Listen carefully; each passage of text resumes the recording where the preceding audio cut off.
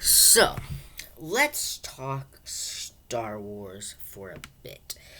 And when I mean Star Wars for a bit, I mean Star Wars in the terms of today in Disney's investor call or whatever day, whatever you want to call it.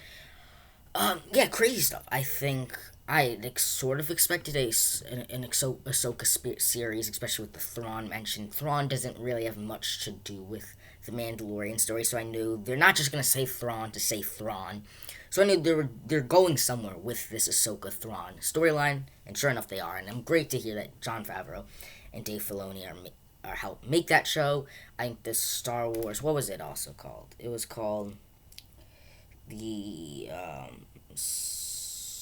hold on, Rangers in the New Republic. I think that's definitely hinting at Cara Dune, whatever you want to say, joining the New Republic. Obviously, she is as a marshal. I think that's great if she can become, a ranger for it and kind of explore the early days of the New Republic. That sounds great. I think. Then we have the show that I missed, couldn't remember, the Acolyte, which is basically I think following Sith Force users, dark side Force users at the end of the High Republic. We all know Star Wars is invested now in the High Republic. They're making all the new books and games about the High Republic, so it makes sense that they have to have another show about the High Republic, which, again, I love when Star Wars goes in a new direction. So far, everything they've announced seems to be in a new direction. Obviously, Taika Waititi doing a Star Wars film to me sounds great. It is great. I'm stoked for that as well. To see, we know no we knew he was making a Star Wars film. It was just the icing on top when you could hear it officially from Lucasfilm itself. I think, and then obviously another shock and awe is Patty Jenkins, the director of Wonder Woman, making a Star Wars film, because that came out of complete left field. You could suspect, when people always say, who do you want to direct a Star Wars film, she never comes up, but now you think about it and you think about the sensibilities of Wonder Woman, you see, yes, Star Wars and Wonder Woman, they kind of could fit. And so that's crazy that, especially because Warner Brothers, Disney, two different companies, but interesting there. I think that's going to be interesting. I think having that about X-Wing pilots. X-Wings are always cool. I think X-Wing pilots are cool. And for the most of the... for most of these shows, we don't know what eras they really take place. So for all we know, this X-Wing could be in the Resistance era, or it could take place in the Rebellion era. So we don't really know there.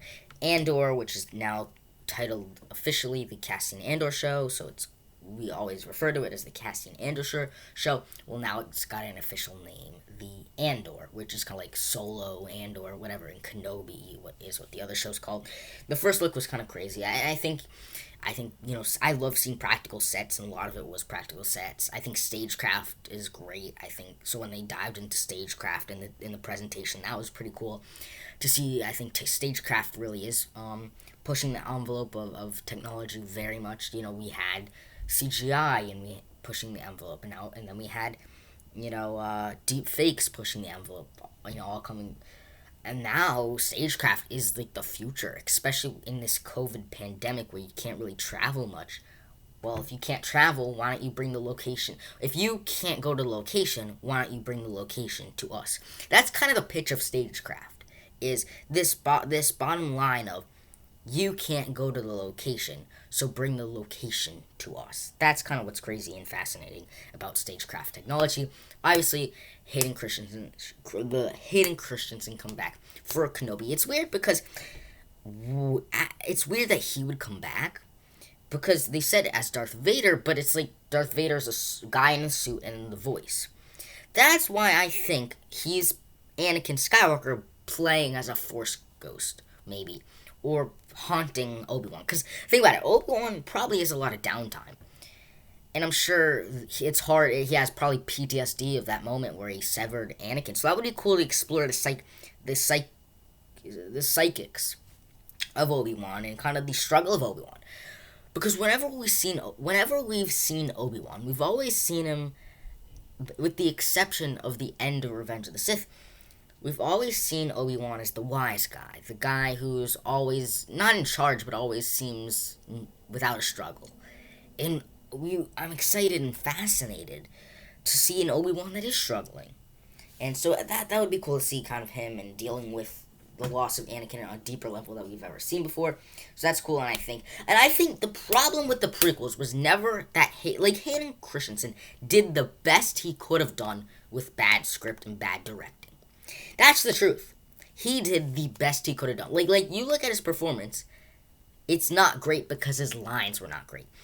An actor can only elevate a material a certain way. So his performance is as good as it could have been with that material. And I say the same thing about Ewan McGregor as Obi-Wan.